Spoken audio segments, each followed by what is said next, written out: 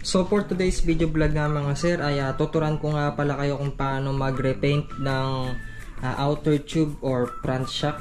Ayan. So binili ko pa to sa Manawag. Ayan. So nag-convert kasi tayo ng disc brake dito sa nabili kong Honda Wave 100. Ayan. Yung shock kasi na nilagay natin dun ay pang XRM. Medyo mataas siya at pangit tignan. So ito, original to ng Wave 100 na naka disc brake. Wave 100 ba o 125? Pero basta wave 1, pang wave 2 mga sir. Ayan. So makita nyo ito yung code. Kaya binili ko pa to sa Manawag, Pangasinan kasi ito yung habol ko. Original siya. Ayan. Pangit kasi yung mga nabibiling local, yung mga aftermarket. So mas maganda maghanap na lang kayo ng ganito. So yan lang naman yung dent nya. Okay lang yan, walang problema dyan. So nabili ko lang yan ng 400 pesos. Yung shipping fee niya ay nasa 160 pesos. Tapos ito nga pala yung mga gagamitin natin. So ito yung primer na gagamitin natin. Tag 109 pesos siya. Boss nilang yan. Tsaka ito naman yung pang finishing natin na metallic black para malinis tignan.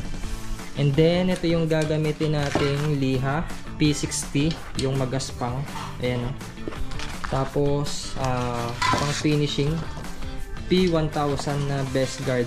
Ayan, may mga mabibili kayo dito sa Shopee tsaka sa mga hardware store dyan. So 9 pesos lang yan. Tapos itong P60 ay 11 pesos. Yung boss ni, yung metallic black, 130 pesos. Dati 80 pesos lang to. Tapos yung silver naman na pang primer, ayan, tagwa 109 pesos siya. And then tinanggal ko na rin pala yung dust seal dito. So ito na lang din siguro yung gagamitin nating dust seal kasi original yan. Tsaka maglalagay na lang tayo ng tubig dito. Pag magliliha kasi kayo, kailangan may tubig. So ang gagawin natin dito, lilihain muna natin ito. Tapos kinabukasan doon na lang tayo magpipintura kasi gabi na ngayon, mga alas 8. Tara, simulan na natin liha. At bago tayo magsimula, kung bago pa lang kayo sa akin channel, ay huwag nyo sana kakalimutan na i-click yung subscribe button, pati na rin yung notification bell para sa tuwing nag-upload tayo ay lagi kayo ma-notify at lagi kayong updated. At simulan na natin.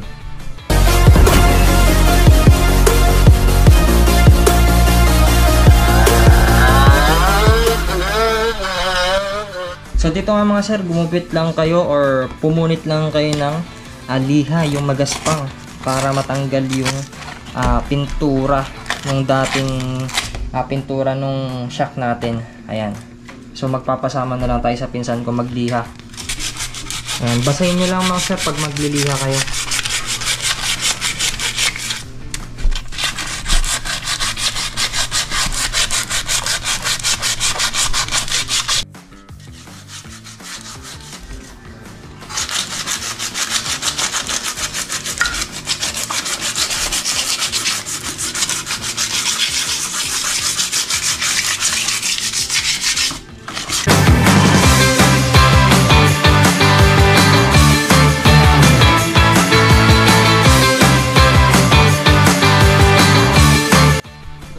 Tapos na nga rin nating lihain itong partner nya. Ayan.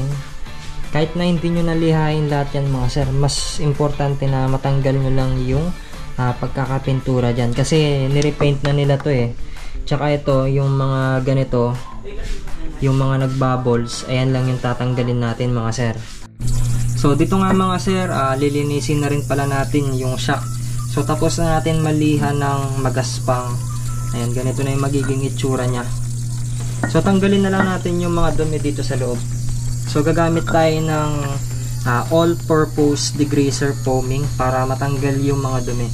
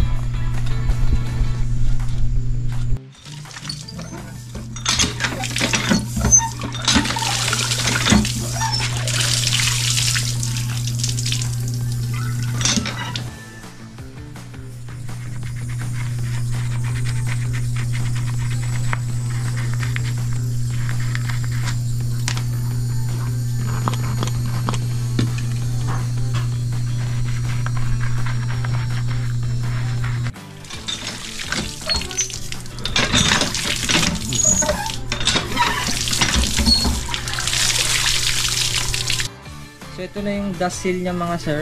Ayan. So, hindi na tayo bibili ng dust seal kasi original naman to. Tsaka matagal naman masira to mga sir. Ayan, ito pa rin yung gagamitin natin. Kaya nilinis na lang natin siya. Para hindi na rin tayo bibili ng bago. Kasi kapag local yung bibili natin, masisira lang yung inner tube. So, magsasayang lang tayo ng pera. So, ito, genuine naman to ng Honda. Ayan. Kahit na matagal na to, ay pwede pa rin siya mga sir. At pagkatapos nga natin malinis mga sir, ayan, gagamitin na natin itong P1000 para kuminis na tong shock natin. Ayan, so okay na yung outer tube natin mga sir. At simulan na natin magliha ulit. Pakinisan na natin ito.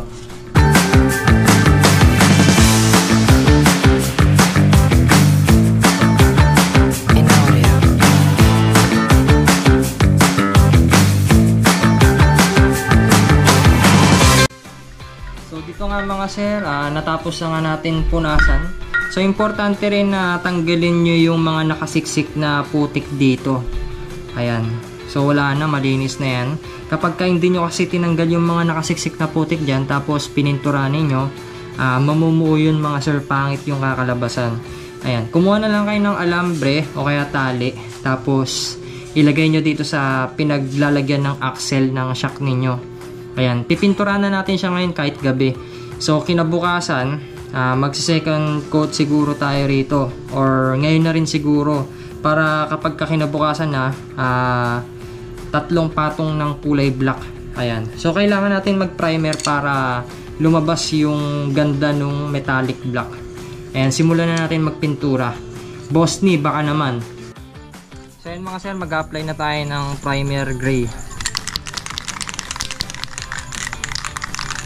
So kapag magpipintura kayo mga sir, isang dangkal yung layo para hindi mamuo yung pintura at hindi magka-bubbles. Tapos isang direction lang. Halimbawa, pababa ninyong sprayan, ganun lang.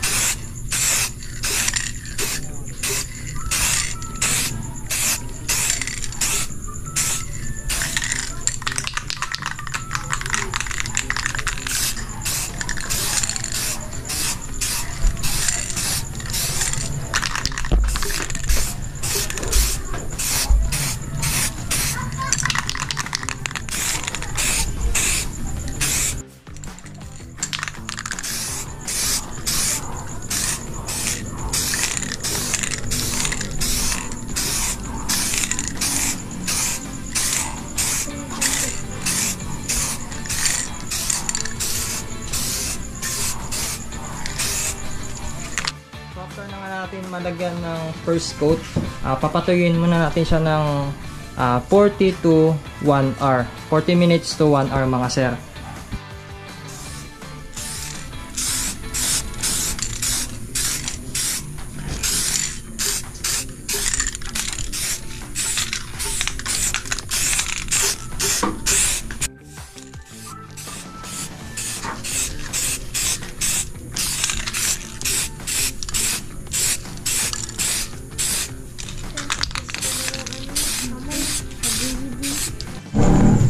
So dito nga mga sir, tapos na nga natin patuyuin ng 1 hour itong outer tube.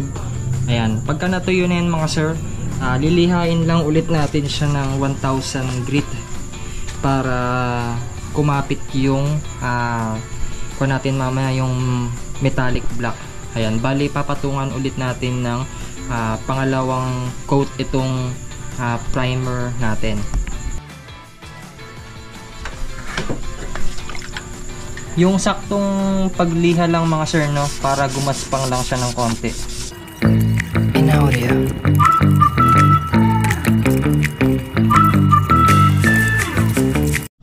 So dito nga mga sir, pangatlong coating na natin sa primer para makapal.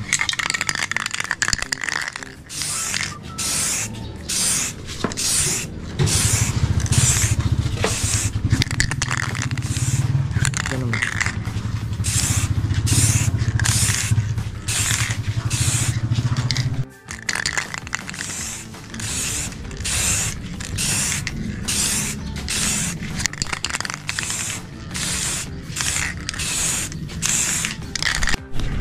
So dito nga mga sir, tuyo na yung pang third coating natin sa primer.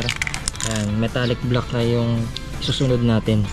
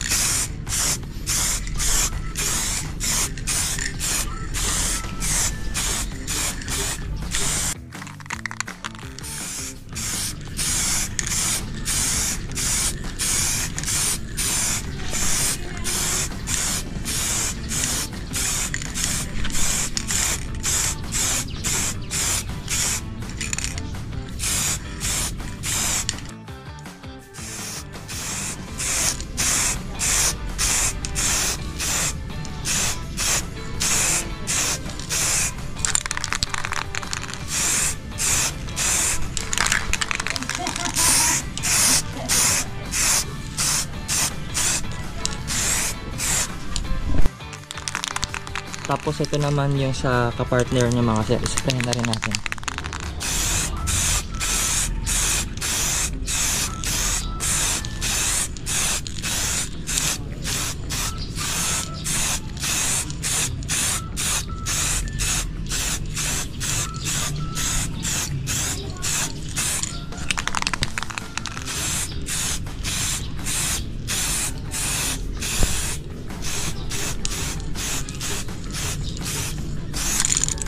Ikot na.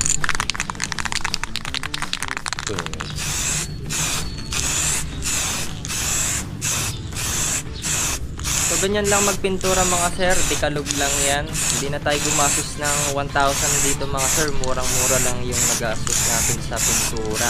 Ayan, pili na lang kayo ng mga original na outer tube para walang sakit sa ulo. At original na rin yung dust seal at oil seal na ilagay ninyo kapag magre-restore kayo ng front shock ninyo. At huwag nyo nga sanang kakalimutan na i-click yung subscribe button mga sir. And thanks for watching.